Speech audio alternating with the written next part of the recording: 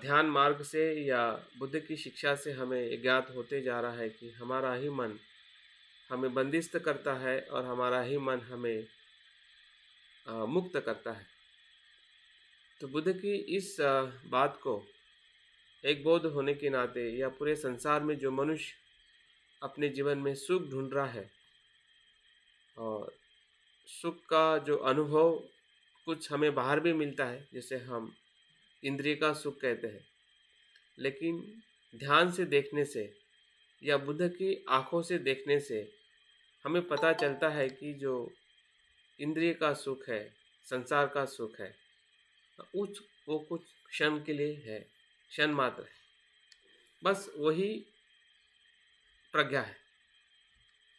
प्रज्ञा का मतलब ही है कि जब हमें संसारिक सुख का एक बोध हो जाता है किसी भी रूप में, अगर आप आँखों से किसी का रूप देख रहे हैं और आसक्त हो रहे हैं, और आसक्त होने के बाद में हमें तुरंत पता चलता है कि इस विषय की आसक्ति मुझे सुख तो दे रही है, लेकिन इस सुख के पीछे बहुत बड़ा दुख छुपा हुआ है। और मुझे लगता है कि हमारे रोज के अनुभव में या हमारे जीवन में जो कुछ भी हमने इंद्रियों के सुख का अनुभव लिया है या इंद्रिय सुख के मार्ग का हमने भोग लिया है और अभी भी ले रहे हैं, या ऐसा कह सकते हैं उसमें हम फंसे हुए हैं और उसी को ढूंढ रहे हैं कि वो क्या है। लेकिन उसको ढूंढने के लिए हमें थोड़ा ऊपर आने की ज़रूरत है, क्योंकि कोई भी चीज़ सर्वांगिक स्वरूप में हम तब देख पाते हैं कि जब थोड़ा उससे हम ऊपर उठते हैं। ऊपर उठने का मतलब ही जागृति है, ऊपर उठने का मतलब ही स्मृति है। जब हम स्मृति से उस जिस जगह पे हम घिरे हुए हैं या जिस जगह पे हमें दर्द हो रहा है, दुख हो रहा है, पीड़ा हो रही है, तो उस जगह को अगर हम थोड़ा जागृति से देखते हैं, जिसे हम दूसरे भाषा में ध्यान एकाग्रता से देखते हैं, तो हमें उसका संपूर्ण स्वरूप दिखने लगता है कि वो कितना सुख देने वाला है और कितना दुख देने वाला है। मतलब हम जैसा है वैसा देखने की जो क्षमता जो है वो हमारे हर एक अनुभव में है। ऐसा कोई अनुभव नहीं है कि अगर हम खाना खा रहे हैं तो हमें पता चल ही जाता है कि ये खाना खाने का सुख तो मुझे मिल रहा है, लेकिन इस सुख के पीछे या इस सुख का जो पल जो है वो सिर्फ क्षण मात्र है। स्वाद ज़्यादा से ज़्यादा हमें कुछ क्षण के लिए ही फील होता है और दूसरे क्षण में ही वो स्वाद दुख का कारण बन जाता है अगर उसको हम नहीं जानते हैं।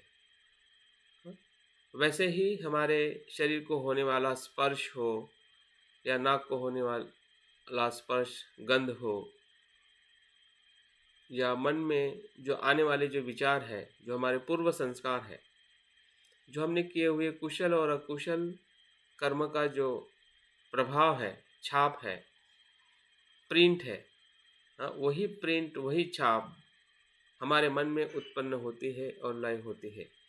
इसी को हम धर्म कहते हैं। जो मन में आने वाले विचार को ही धर्म कहते हैं।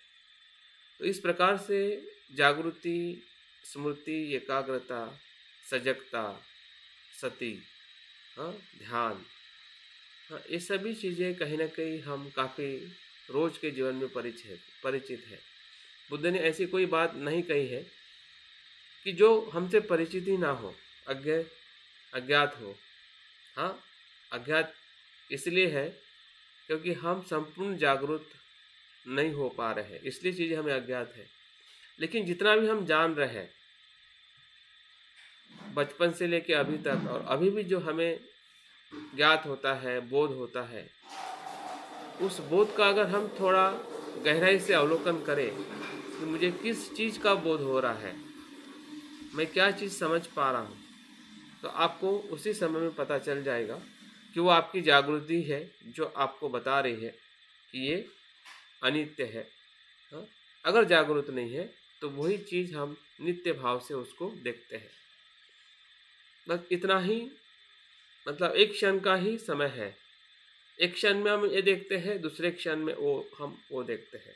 अगर जागृत है तो दोनों क्षण में हम अनित्य देखेंगे, अगर जागरूक नहीं है तो पहले क्षण में हम उसको नित्य देखेंगे, और अगर हम थोड़ा जागरूक हो गए, ध्यान से देखा, सांस को देखा, चीज़ों को थोड़ा और गहराई से देखा, तो दूसरे क्षण में ही वो बोध जो है वो अनित्यता का बोध हमें प्रज्ञा की तरफ ले जा सकता है। मतलब अविद्या और प्रज्ञा और अविद्या, हाँ, ये मतलब बहुत दूर नहीं है, हाँ, एक दूसरे के प्रतिपक्ष में ही है। जागृति और अजागृति, हाँ, दोनों सापेक्ष है। अंधेरा होने से ही प्रज्ञा का महत्व है।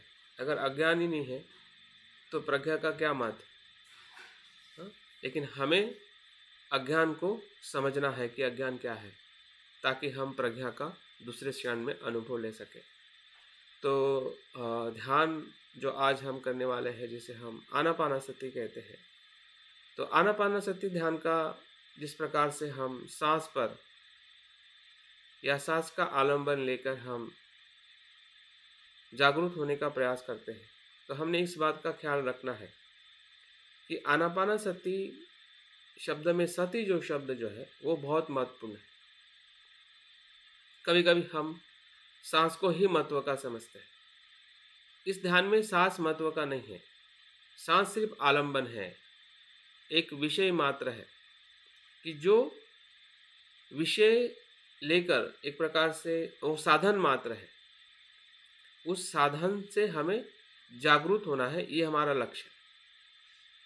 अगर उस साधन से, उस विषय से अगर हम जागरूक नहीं होते हैं तो समझ जाए कि हमारा ध्यान सही तरीके से हम नहीं कर पा रहे या नहीं किया है, या हमें उसका सही अर्थ पता नहीं चला है कि आनापाना सति है। सति मतलब सजग होना, जागरूक होना। और सांस के प्रति ही जागरूक होना नहीं है, बल्कि सांस के जो उसके जो अलग अलग स्वरूप जो है, या उसकी जो अलग अलग स्तर है, उसके अलग धर्म है, उसका गुण है, धर्म और गुण, या उसका स्वरूप धर्म और गुण, इन तीनों बातों को जानना है। जैसे जैसे हम जानते हैं वैसे वैसे मन भी जागरूक होने लगता है, क्योंकि सांस पूरे आपके शरीर और मन के साथ जुड़ा हुआ है। ऐसा कहते हैं कि breath is the link of body and mind.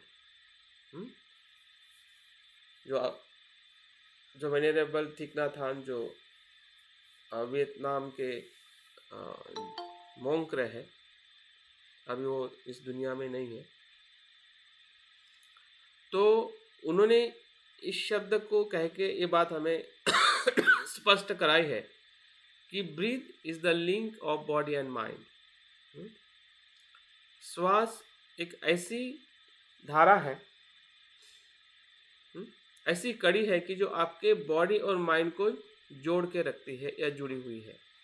इसका मतलब ये हुआ कि अगर हम सांस को जानते हैं तो बॉडी को भी जानते हैं।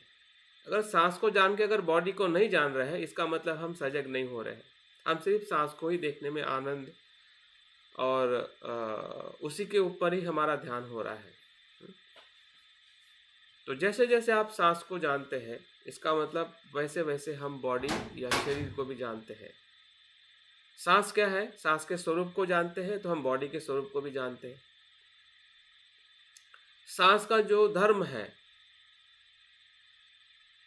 सांस का जो स्वभाव है, जैसा उसको जानते हैं वैसे हम बॉडी के स्वभाव को भी जानते हैं। सांस का जो गुण जो है, क्वालिटी जो है, लक्षण जो है, वो आना जाना है, उत्पन्न होना, लय होना है, अनित्य है, वैसे ही हम बॉडी को जानते हैं। तो सांस एक प्रकार से हमारे लिए ऐसा आलंबन है कि हम डायरेक्ट हमारे बॉडी को उसमें देख सकते हैं, या उसके माध्यम से हम अपने बॉडी को ही जान सकते हैं। और अंतिम इसका ये अनुभव होता है कि पूरा शरीर ही श्वास है और कुछ नहीं है। इतनी गहराई जो हमारे शरीर के प्रति जो सांस की जो स्मृति जो देती है, इसलिए वहाँ पे स्मृति शब्द जुड़ा हुआ है। और बुद्ध ने अगर हम आनापानासति सूत्र पढ़ते हैं तो उसमें 16 प्रकार से सांस को देखने का उसमें प्रकार बताया है, और उसमें इस प्रकार से बताया गया है कि सांस के स्वरूप को देखते देखते चार चार स्टेप उसके बारे में है। सांस को आते जाते देखना, फिर उसके आ, फिर उसके आने जाने का जो उसका दीर्घ और ह्रस्व है उसको देखना, फिर उसका ठंडा है या गर्म है उस प्रकार से देखना। तो ये श्वास का एक प्रकार का एक स्वरूप है कि जिसको हम एक बड़े स्वरूप में या व्यापक स्वरूप में उसका हम अनुभव लेते हैं, जो हमें सहजता से होता है। वैसे ही बॉडी का हम उस प्रकार से अनुभव लेते हैं कि बॉडी का जो स्वरूप है, जो हमें फील होता है, हमें दिखाई देता है, हमें एहसास होता है कि ये बॉडी है जिसमें वेट है, जिसमें हाइट है, जिसमें अलग अलग अंगों से बनी हुई हमारी आकृति है, प्रकृति है, जो हमने चार धातुओं से हम उसके साथ में जुड़े हुए हैं। तो ये हमारा एक बाह्य स्वरूप है जिसको हम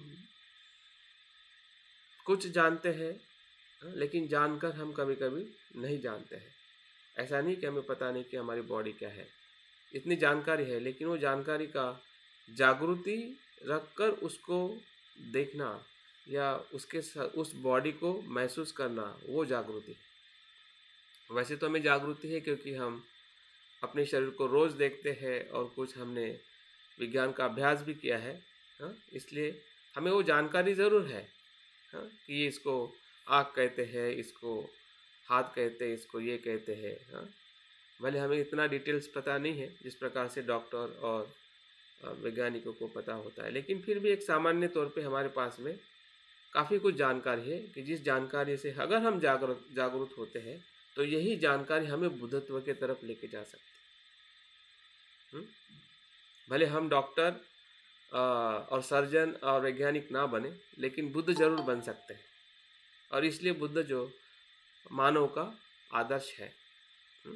हर मनुष्य डॉक्टर नहीं बन सकता है, हर मनुष्य का आदर्श डॉक्टर वैज्ञानिक नहीं हो सकता है, कुछ लोग ही बन सकते हैं। लेकिन बुद्ध जो है वो सिर्फ किसी विशिष्ट लोगों का अधिकार नहीं है, बल्कि संसार में जो मनुष्य प्राणी है, हर एक मनुष्य बुद्धत्व होने के लिए या बुद्ध बनने के लिए अपने जीवन में वो पसंद कर सकता है और हो सकता है, क्योंकि वो जो उसके पास में जागृति है, जो उसके पास में समझदारी है, जितने भी प्रमाण में, उस जागृति का वो जब एहसास होता है कि मैं जागरूक हूँ और मैं जागृति से देखता हूँ तो मुझे चीज़ें ऐसी नहीं ऐसी दिखने लगती है,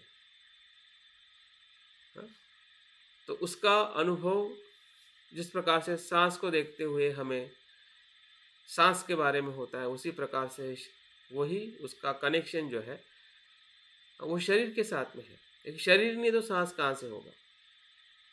और सांस हम लेने और छोड़ने की प्रक्रिया नहीं है, हम ना लेते हैं ना छोड़ते हैं, वो शरीर का धर्म है। मैं वहाँ पे सांस नहीं लेता है। जब हम गहराई में थोड़ा उसको देखते हैं कि मैं सांस ले रहा हूँ, मैं छोड़ रहा हूँ, ये व्यवहारिक अनुभव है।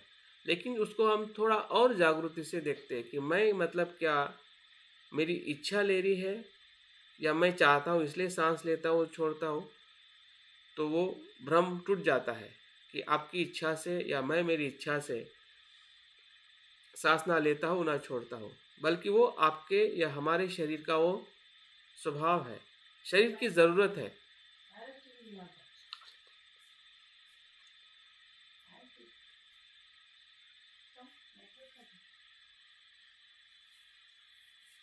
तो हमारी जो ज़रूरत जो है वो अपने आप में आवाज नहीं आ रही सर। आएगी, थोड़ा शांत रहिए। एक्चुअली नेटवर्क का प्रॉब्लम, आवाज बंद हो गई।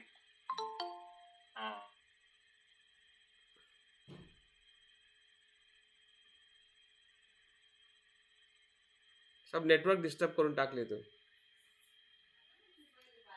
अरे पण काय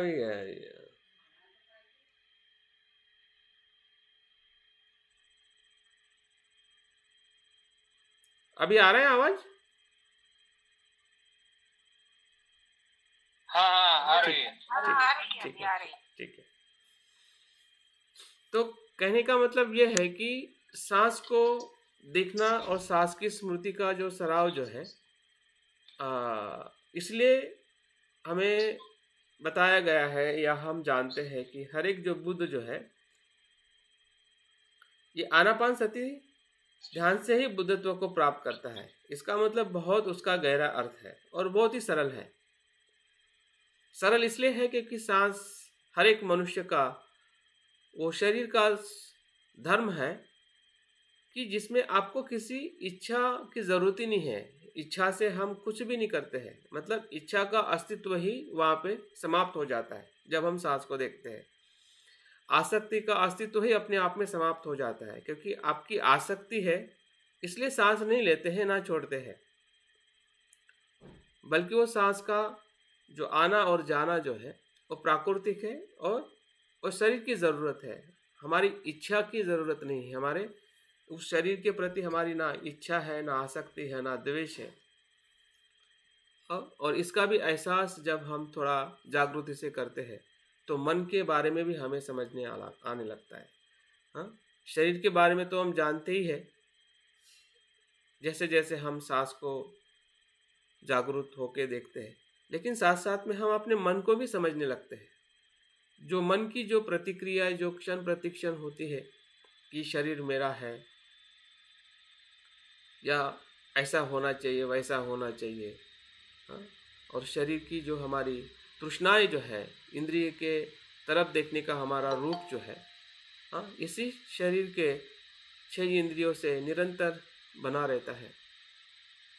और उसको जब उससे निर्माण हुई जो हमारी तृष्णाएं है, जैसे हमें पता है कि स्पर्श होने से वेदना होती है और स्पर्श का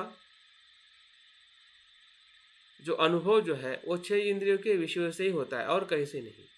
ऐसे उसको कहते हैं कि वो 6 प्रकार के द्वार है। हाँ, कि जो विषय भीतर जाते हैं हमारे मन में या शरीर में, जो कुछ भी अभी तक गया हुआ है या अभी भी जा रहा है या इसके बाद में भी जो जाएगा, वो 6 इंद्रियों से ही जाता है और कोई उसका 7वां इंद्रिय नहीं है। आप ऐसा कह नहीं सकते कि ये मेरे भीतर कहाँ से आया है, मुझे नहीं पता। अभी मुझे नहीं पता कहाँ से नहीं आया, इसका मतलब हम जागरूक नहीं हैं। और जैसे हम जागरूक होते हैं कि हाँ, मेरे भीतर ये मैं जो देख रहा हूँ दुख है या क्लेश है, तो कहीं ना कहीं मेरे इस इंद्रियों से ही मैंने लिया होगा जब मैं जागरूक नहीं था, और उसको मैंने तृष्णा से बांध लिखा है। हाँ? जबकि उसका आना और जाना वो सांस की तरह है। वो इंद्रियों से आई हुई विषय को भी आप ना उसको रोक सकते हैं ना पकड़ सकते हैं, जैसा सांस को ना आप रोक सकते ना पकड़ सकते हैं। आप कोशिश करिए। बुद्ध ने कोशिश की थी लेकिन वो मार्ग उनको सही नहीं लगा। हाँ, जिसे हम प्राणायाम कहते हैं। हाँ, बुद्ध के अनुभव को अगर हम सिद्धार्थ के अनुभव को देखते हैं, हाँ, कि वो बताते थे कि जब मैं सांस रोकता था तो मेरे शरीर में और मेरे मस्तिष्क में कितनी वेदनाएं होती थी।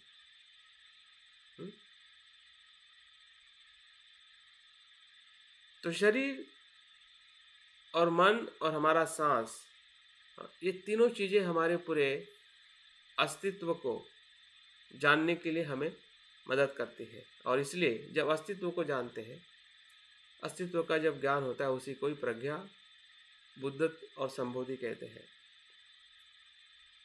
जो बुद्ध को हुई थी।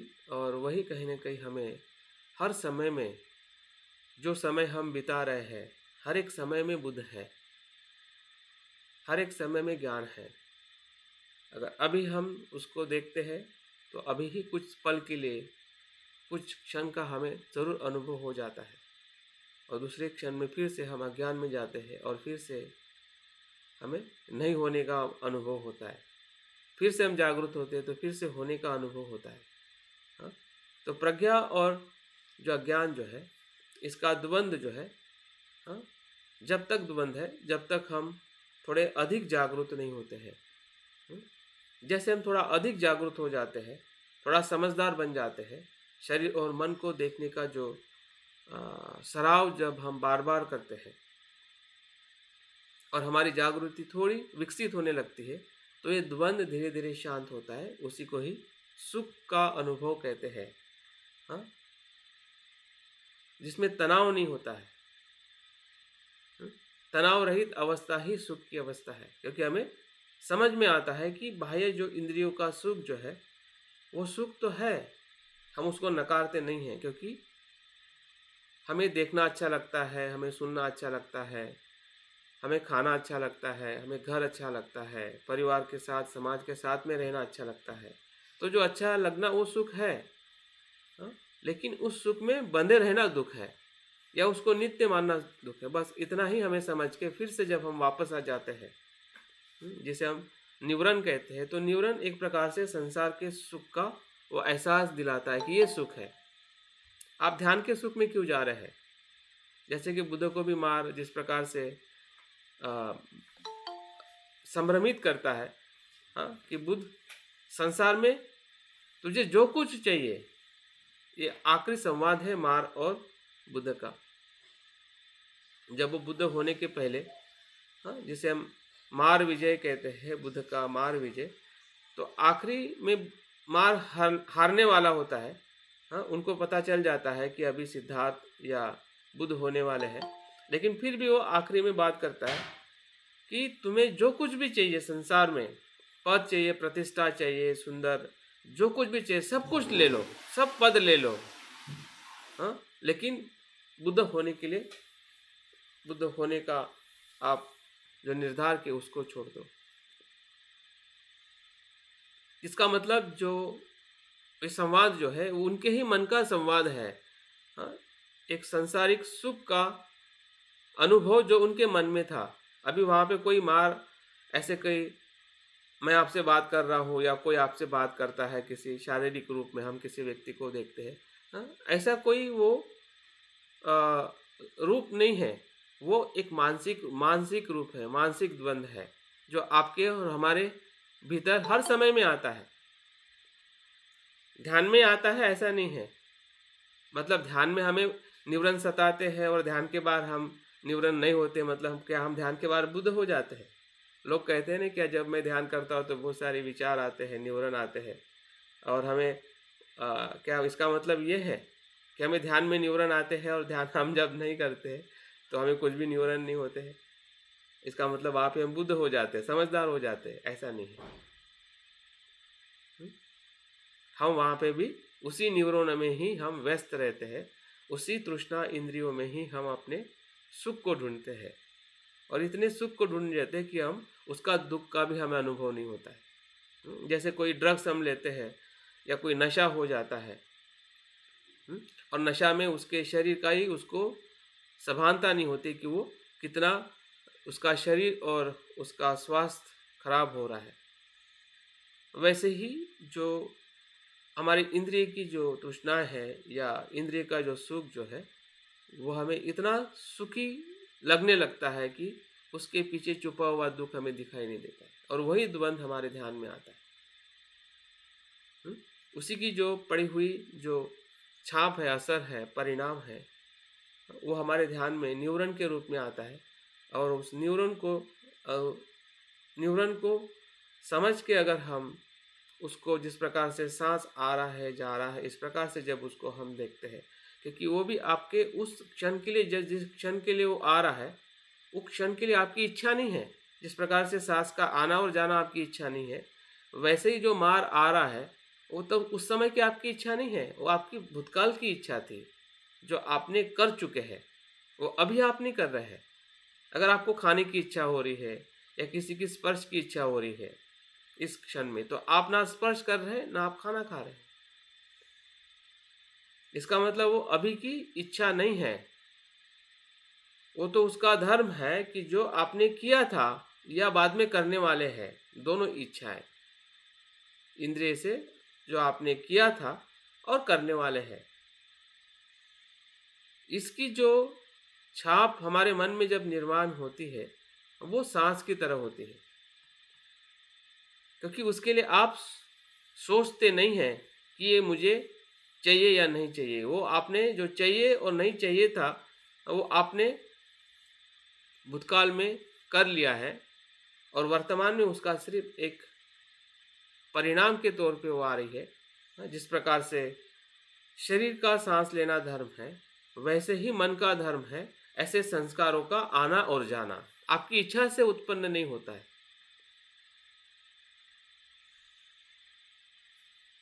इच्छा से उसको पकड़ा जा सकता है, उस इच्छा से हम उसको बंधे रहते हैं, वो हमारी इच्छा नहीं है। हाँ? लेकिन अज्ञान के कारण उसको हम बंधे हुए रहते हैं या उसको हम बांधने का प्रयास करते हैं कि ये मैं हूँ, ये मेरा है। जबकि सांस ही अगर मैं मेरा नहीं है और शरीर भी अगर मैं मेरा नहीं है, तो इस शरीर से उत्पन्न हुए जो वेदनाएं हैं, जो स्पर्श होकर जो वेदनाएं बनी है, या जिसे हम विचार कहते हैं या जो भी न्यूरन कहते हैं, वो मैं मेरे कैसे हो सकते हैं? तो वो गहराई हमें आनापानसति से धीरे धीरे मिलने लगती है और हम वर्तमान में जो हमारा पूरा संतुलन है, ध्यान के भीतर जाने का जो हमारा प्रयास है, वही ध्यान का मार्ग है। मतलब हमें यही प्रयास करना है, ये समझना है। हाँ? ये समझते समझते जैसा हमारा प्रयास होता है, तो एक क्षण, एक समय ऐसा आता है कि हम पूरी तरह से शांत हो जाते हैं। और शांत की अवस्था ही जो है हमें एकाग्रता और निर्वाण और परम सुख की तरफ ले जा सकते हैं। तो जागृति को सही अर्थ से समझिए। और सांस का यहाँ पे जो आलंबन जो है, वो सिर्फ सांस को देखने का नहीं है, बल्कि सांस के माध्यम से हमें अपने शरीर और मन को समझना है, उसको जानना है, उसके गहराई को अनुभव करना है। तो मुझे लगता है कि इतना पर्याप्त है कि जो आनापानसति, सांस का आना और जाना, हाँ, जो स्वाभाविक है, जो शारीरिक उसका धर्म है, उसी धर्म के आधार पर जो सांस का गुणधर्म है, स्वरूप है, उसी प्रकार से हमें शरीर को भी देखना है, शरीर के प्रति भी हमें जागरूक होना है, और वैसे ही मन के प्रति भी जागरूक होना है, ताकि हम संपूर्ण अस्तित्व को जैसा है वैसा देख सके और समझ सके।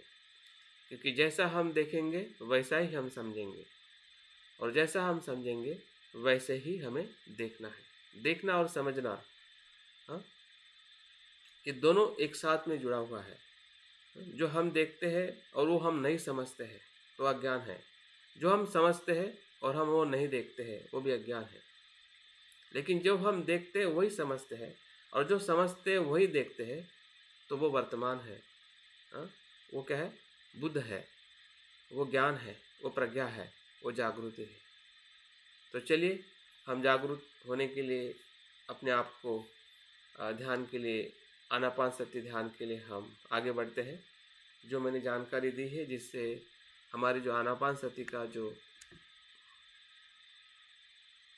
महत्व है या उसकी जो प्रेरणा है, वो हमारे ध्यान के लिए निश्चित ही उपयोगी होगी, ताकि हमारा ध्यान काफ़ी गहराई और परिणाम कारक हम कर सकें। तो शरीर को थोड़ा एक्सरसाइज करते हुए बॉडी को थोड़ा मसाज करें, ताकि बॉडी के जो मसल्स हैं वो तनाव मुक्त हो जाए। क्योंकि शरीर का अस्तित्व हमारे बुद्धत्व प्राप्त करने के लिए एक साधन की तरह उसका हमें इस्तेमाल करना है। शरीर का ध्यान रखना, शरीर के प्रति सच्चा प्रेम करना, मतलब आसक्त रह के नहीं, बल्कि उसके ज़रूरत और उसकी जो उपयोगिता है हमारे मन को देखने के लिए, हमारे मन को जानने के लिए, हमारे जीवन को बुद्धत्व की तरफ ले जाने के लिए हमारा शरीर एक बहुत ही महत्वपूर्ण साधन है। तो इस साधन का हमें अच्छी तरह से उसका उपयोग करना है, ताकि हमारा ध्यान लग सके और हम जागरूक हो सके।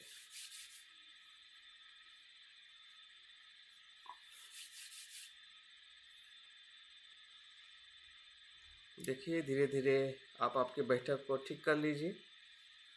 जैसे भी आप बैठे हैं, चेयर पे बैठे हैं या कुशन पर बैठे हैं, आप देख लीजिए कि आपकी कुशन, आपकी चेयर, आपकी जगह वो पूरी तरह से आपके ध्यान के लिए अनुकूल है।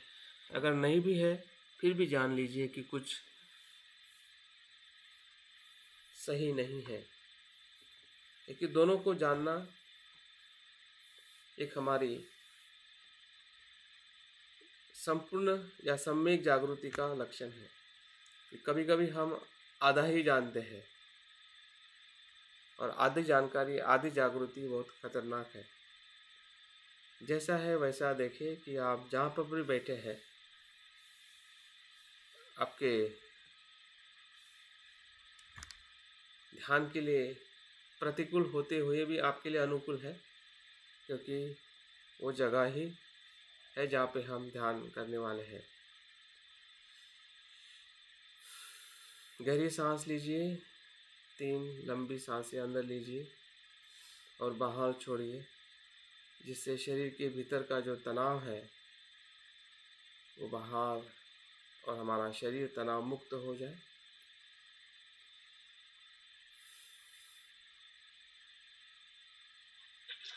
आपके दोनों हाथ आपके दोनों पैर के बीच में रखें, गोदी में, लेफ्ट हैंड के ऊपर राइट हैंड। सरलता से, किसी प्रकार का भी तनाव न रखते हुए आप आपकी बैठक ले चुके हैं, जिसे हम सुखासन कहते हैं। सुख का आसन, ध्यान का आसन, जहाँ पे शरीर शांत होता है, वही ध्यान का आसन है।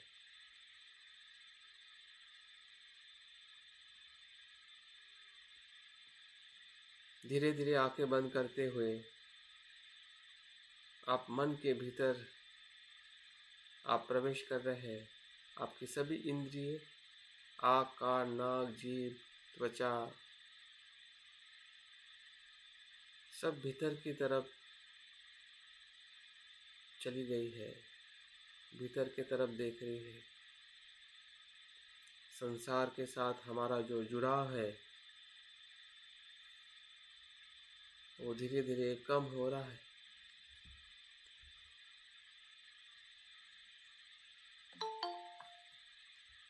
और यही इंद्रिय भीतर देख पा रही है मन की अवस्था को, मन में आने वाले जो विचार है, वेदना है, कल्पनाएं हैं, उसको हम देख रहे हैं। कुछ विचार सुख देने वाले हैं, कुछ विचार दुख देने वाले हैं।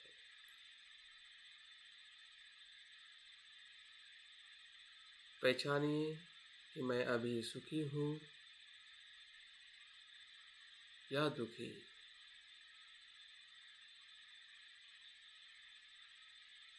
तनाव से युक्त हूँ या तनाव से मुक्त। जैसी भी मन की अवस्था है, उसे स्वीकार करें,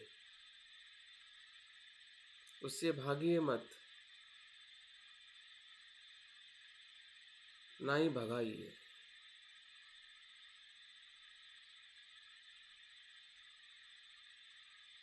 सिर्फ जानिए कि हाँ, मैं सुखी हूँ या कुछ दुखी भी हूँ, जैसा है वैसा। देखिए कि उसी मन के भीतर ध्यान की प्रेरणा, ध्यान की इच्छा भी छुपी हुई है। अपने धम्म छंद को पहचानिए, ध्यान की इच्छा को पहचानिए। इस क्षण में मेरी ध्यान करने की इच्छा हो रही है, और उसी इच्छा से मैं ध्यान के लिए बैठा हूँ। मेरा बैठना और इच्छा होना एक समान है।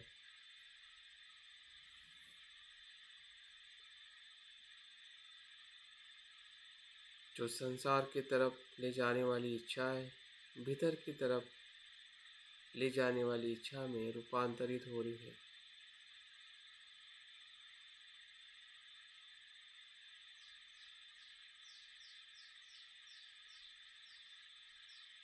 ध्यान करने का आनंद हमें आ रहा है कि मैं एक कुशल कर्म कर रहा हूँ, जो एक क्षण में मैं ध्यान के लिए बैठा हूँ, अपने भीतर प्रवेश करने के लिए, भीतर का अनुभव लेने के लिए।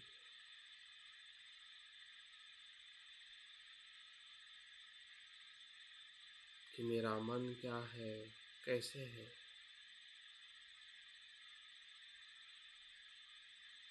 और जागृति का, स्मृति का विकास करने के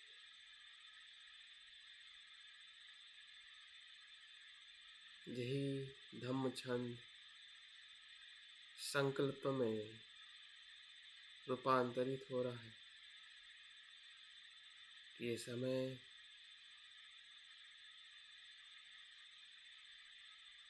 मैं ध्यान के लिए समर्पित कर रहा हूँ।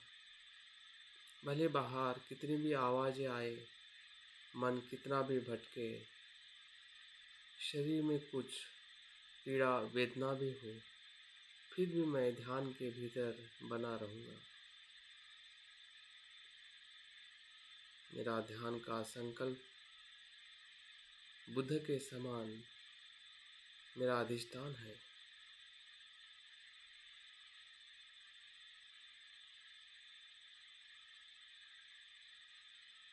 जिस प्रकार से बुद्ध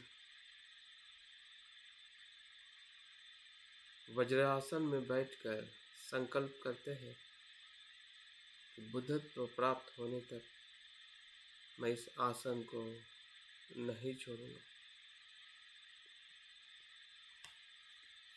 उसी प्रकार हम भी संकल्प कर रहे हैं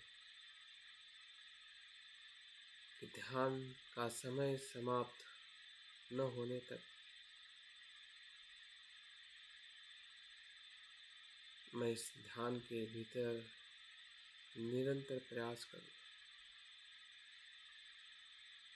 जागृति से, सजगता से।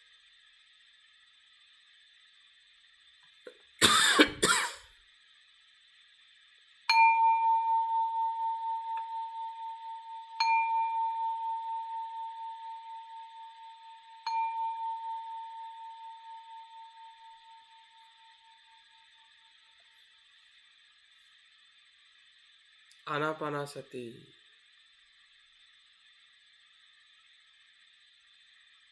प्रथम चरण में हम प्रवेश कर रहे हैं।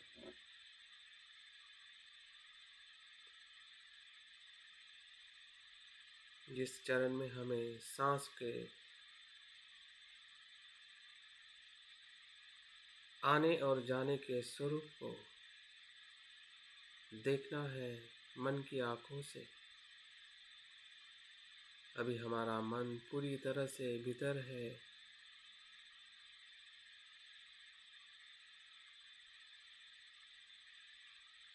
और जो देख रहे हैं वही जानना है और कुछ नहीं करना है। देखना जो हो रहा है, सांस का आना, सांस का जाना।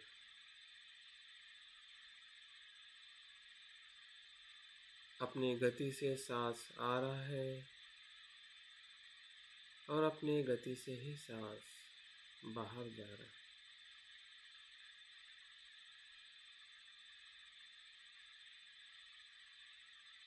ना उसमें मेरी इच्छा है,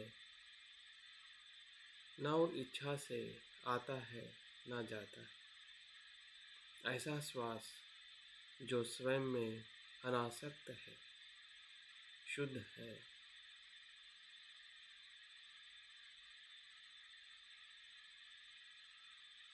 ऐसे सांस को हम सजगता से देख रहे हैं। क्षण प्रति क्षण सांस का आना और सांस का जाना। धीरे धीरे देखिए। अगर देखने में हमें कठिनाई हो रही है तो कोई उसे कुछ समय के लिए अंक गिनती भी कर सकते हैं। अगर जिसका मन ज़्यादा भटक रहा है, सांस को हम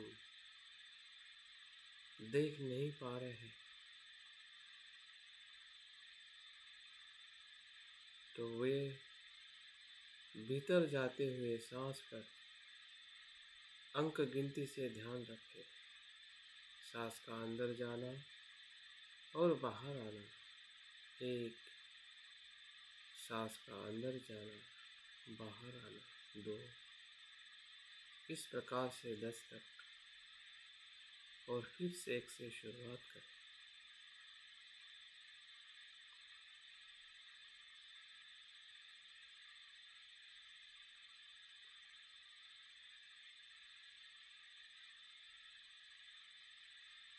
और जिसका मन थोड़ा एकाग्र है, शांत है, तो सिर्फ सांस को देखें।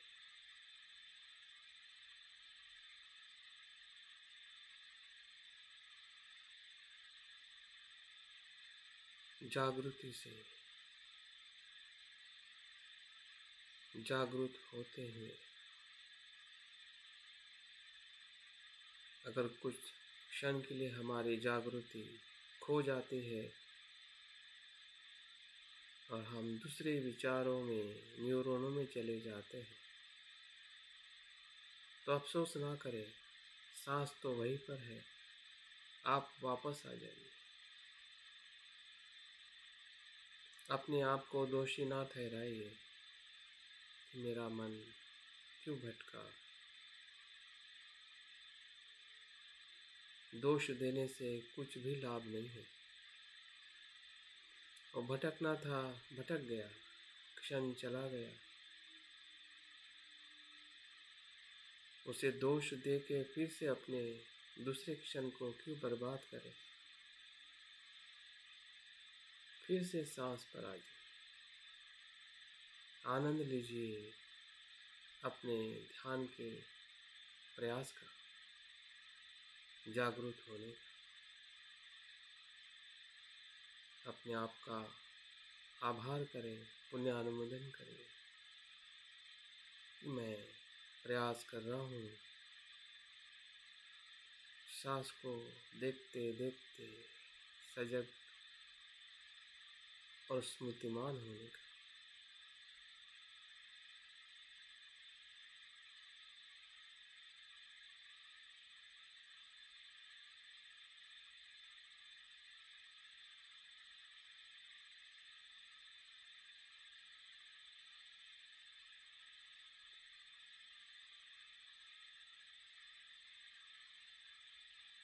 पल पल की स्मृति, क्षण प्रति क्षण की स्मृति, क्योंकि सांस का आना और जाना भी क्षण प्रति क्षण हो रहा है।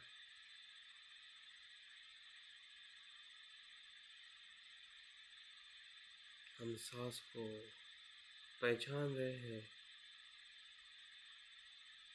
कि वो भीतर जा रहा है,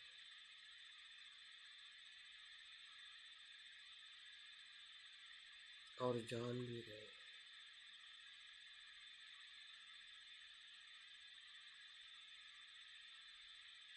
हमें अनुभव भी हो रहा है, जो हम देख रहे हैं उसी का ही हम अनुभव ले रहे हैं।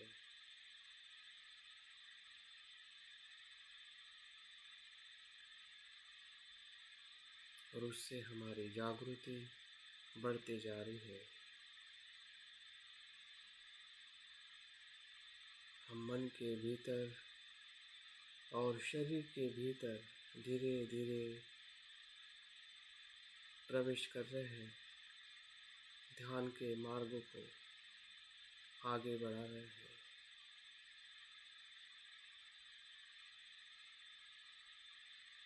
हमारा सांस ही विचार है और सांस ही वितर्क है।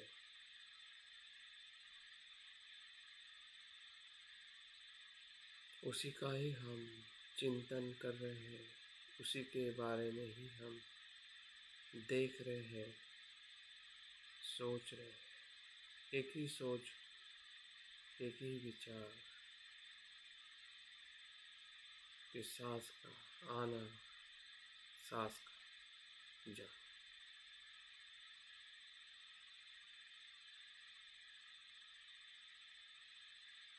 दूसरा कोई विचार आ रहा है तो उसको आने दीजिए, उसे वेलकम करें जैसा वो आता है। अगर उसे हम प्रतिक्रिया नहीं देते, उसको अगर हम दोष नहीं देते, तो वो अपने आप ही में चला जाता है।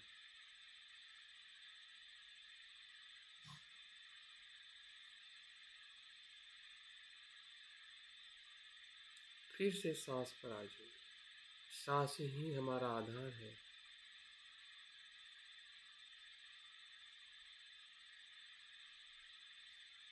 सांस की स्मृति ही हमारा मार्ग है।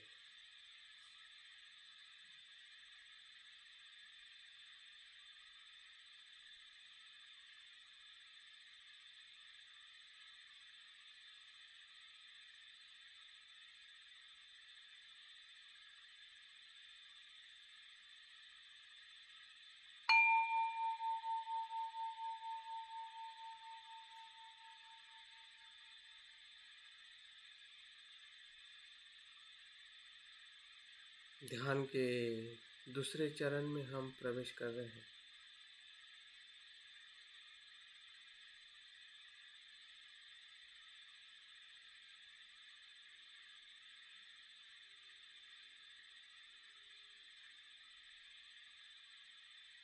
इसमें हम सांस के और गहरे स्वरूप को देखने का हम प्रयास कर रहे हैं।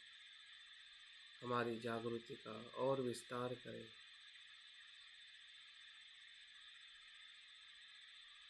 देखिए, सांस भीतर जाने वाला लंबा है या छोटा है, उसके गति का भी ध्यान रखें। हमारी इच्छा से हमें सांस की गति को ना बढ़ाना है, ना कम करना है। उसके स्वभाव से ही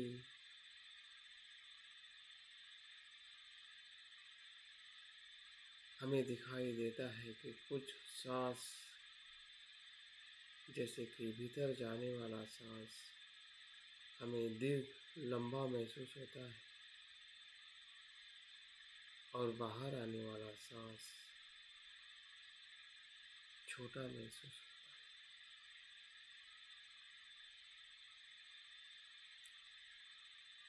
है। देखिए और जानिए, जो देख रहे हैं उसी का ही विचार हमारे मन में आ रहा है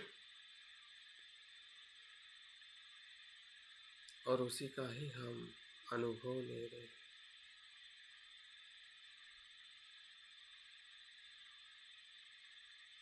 जिससे हमारा मन एक रूप हो रहा है।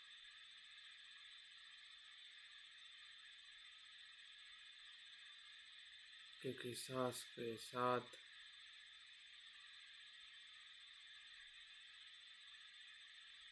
हमारा मन एक रूप होना ही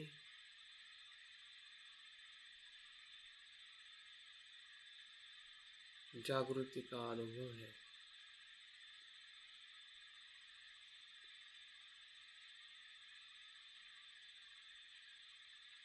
मन का भटकाव धीरे धीरे कम होते जा रहा है और हम अधिक समय तक बार बार सजगता से सांस को उसके गति के रूप में देख रहे हैं कि वो दीर्घ है या रस।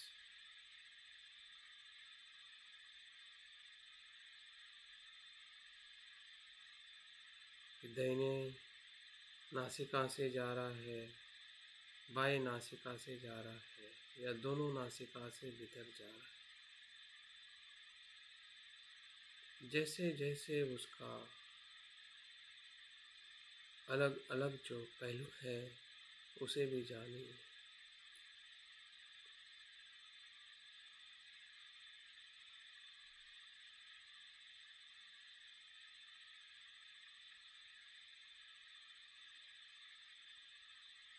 सांस का जागृति से परीक्षण करें, निरीक्षण करें, चिंतन करें।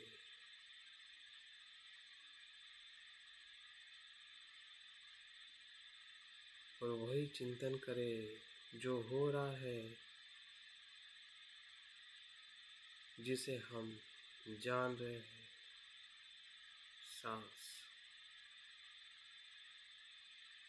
आने जाने वाली सांस, आना पाना, सती, जागृति से, सजगता से। हमारा सजगता का विकास हो रहा है। हमारा मन जागरूक हो रहा है। सांस के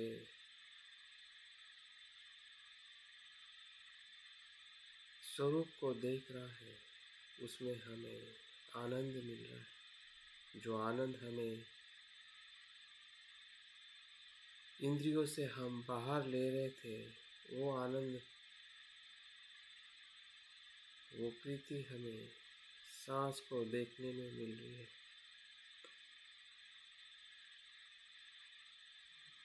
और ये हमने स्वयं के ध्यान के कर्म से निर्माण हो।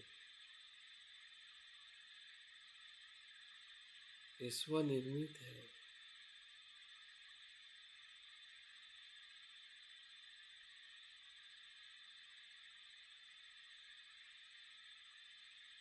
स्वनिर्मित प्रीति का आनंद हमें हो रहा है।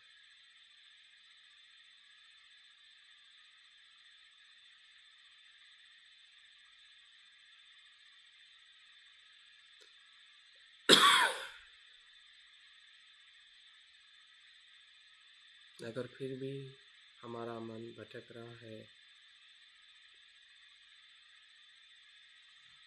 फिर भी अपने आप को दोष ना दीजिए, चिंता ना करें।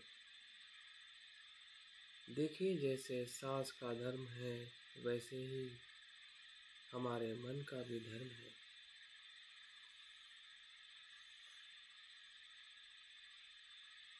कुछ विचार बार बार आते हैं, अधिक समय तक रहते हैं, लेकिन फिर भी चले जाते हैं।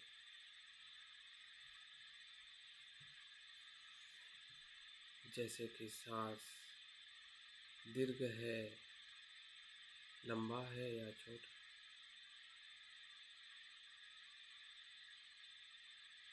ठंडा है या गर्म, भीतर जाने वाला सांस थोड़ा ठंडा महसूस होता है, बाहर आने वाला सांस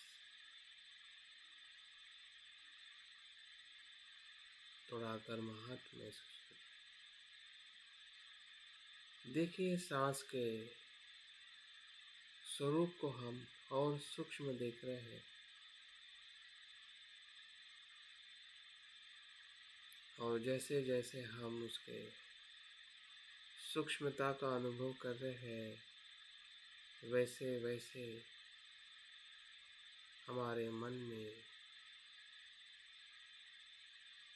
स्मृति का विकास हो रहा है।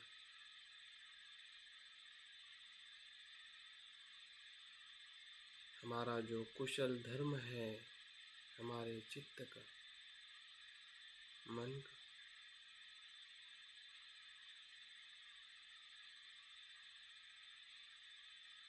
उसका हम अनुभव करें कि यही मेरा सच्चा धर्म है जो मैं श्रुतमान बन रहा।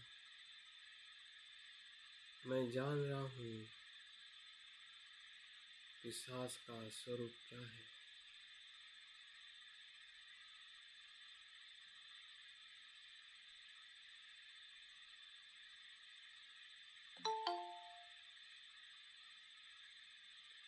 और उसका हमें आनंद मिल रहा है।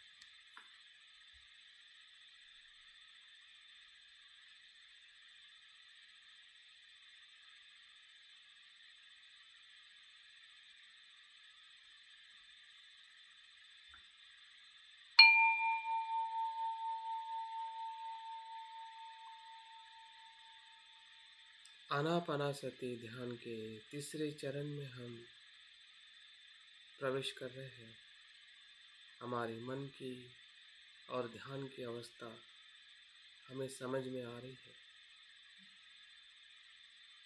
सांस को देखने का और जागरूक होने का अनुभव हमें हो रहा है। जैसे जैसे हम सांस को देख रहे हैं वैसे वैसे हमारी सजगता बढ़ते जा रही है और जागृति बढ़ने से हमारे शरीर और मन में प्रीति और आनंद का अनुभव हो रहा है। हमारी ऊर्जा, हमारी शक्ति प्रवाहित हो रही है। जैसे किसी तालाब में आने वाला पानी उसी के भीतर के झरने से आ रहा हो, जो शुद्ध है, परिशुद्ध है और निरंतर बहने वाला है।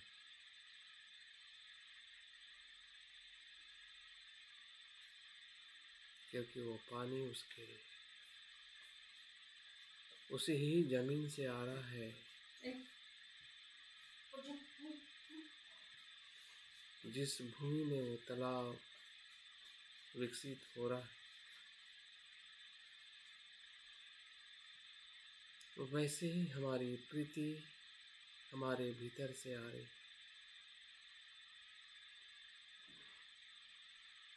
क्योंकि हमारी ऊर्जा, हमारा मन एक रूप हो रहा है।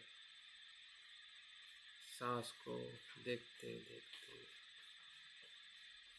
हम मन की गहराई को देख पा रहे हैं। ध्यान के भीतर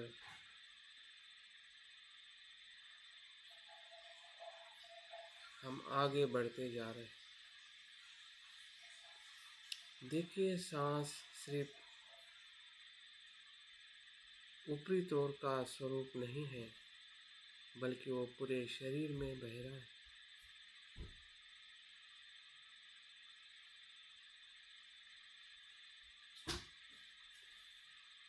हमारे शरीर का पूरा संस्कार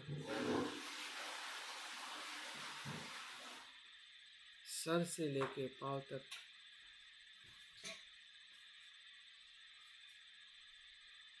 एक एक पेशी, एक एक अंग जो निर्माण हुए हैं या एक क्षण में भी निर्माण हो रहे हैं, लय हो रहे हैं, इसी सांस से, इसी श्वास के साथ हम उसे देख पा रहे हैं कि हमारा श्वास पूरे शरीर में जा रहा है। हर एक पेशी में जीवन दे रहा है।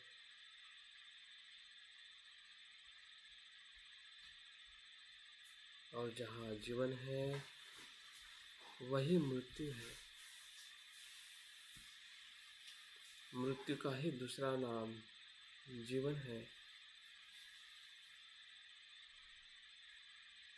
और जीवन का ही दूसरा नाम मृत्यु, जिसे हम आना और जाना कहते हैं। सांस का भीतर जाना जीवन है, सांस का बाहर आना मृत्यु है।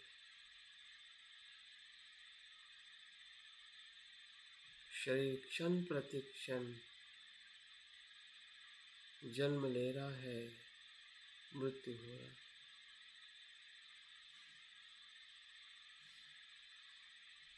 लाखों पेशियां क्षण में मरती है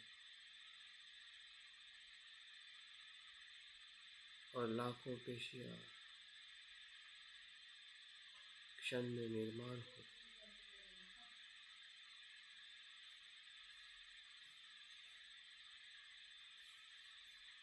पूरा शरीर हमारा सांस ही सांस है। क्योंकि शरीर के हर एक पेशी में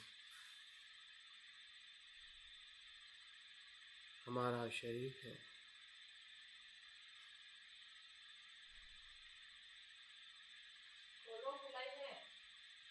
मिलियन ट्रिलियन पेशियों से हमारा शरीर बना।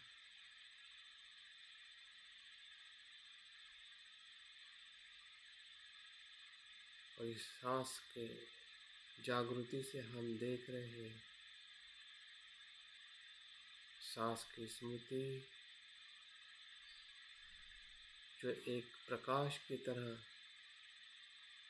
पूरे शरीर को देख रही है और उसका अनुभव ले रही है कि हमारा ये शरीर कितना अद्भुत है।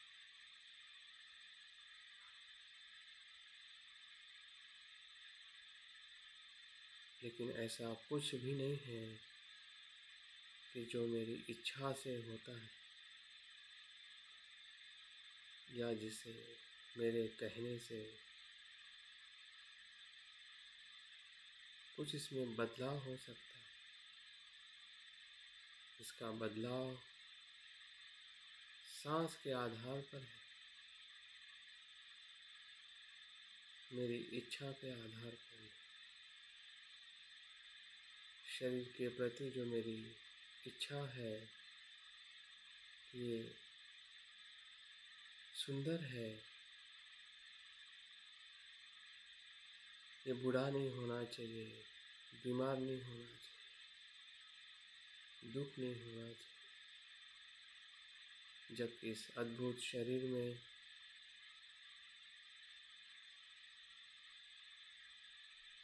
ऐसी इच्छा से